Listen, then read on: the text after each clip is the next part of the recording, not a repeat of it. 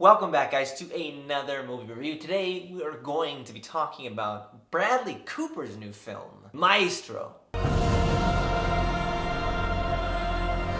Maestro is co-written and directed by Bradley Cooper. It also stars Bradley Cooper in the primary role of Leonard Bernstein, as well as Carrie Mulligan. This film is about the life and career of the famous American conductor and composer that is Leonard Bernstein, that is told through the perspective of his relationship and marriage with his wife, Felicia. First and foremost, of course, this film is a biopic, but I think it does an incredible job with the format of it. Traditionally, biopics can be a little bit formulaic and maybe a little bit too by the numbers, but even though this one is not necessarily abstract or surreal, it does an incredible job taking this life and this story and telling it in a deeply engaging way. The filmmaking is beautiful here. Bradley Cooper has once again proven himself to be more than a capable director, and actually excites me a lot to see what he will do next. The cinematography from Matthew Libatique is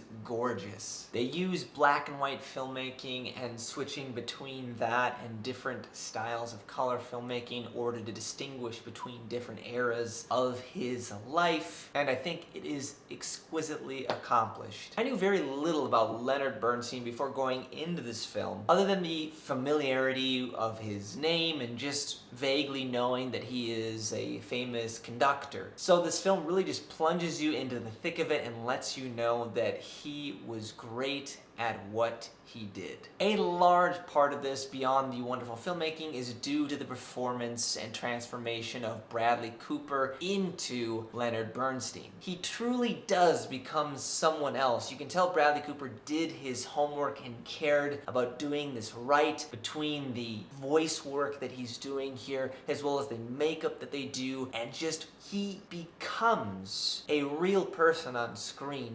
And I really bought his performance. He clearly did the work to accurately represent this man who was important to so many and clearly so great in his field. However, speaking of performances, arguably this movie was stolen by Carrie Mulligan. She is utterly stunning here. Her dynamic with Cooper creates the emotional core of the film and the story, and she really has some haunting things that she has to portray as Felicia. It is terrific what she is able to do here, and once again proves she's one of the best actresses working today, and she gives a profoundly moving performance that, along with Cooper, brought me to tears many times throughout the film and actually got me to the point of just ugly crying. The critique that one maybe might have here is that it doesn't focus directly on Leonard Bernstein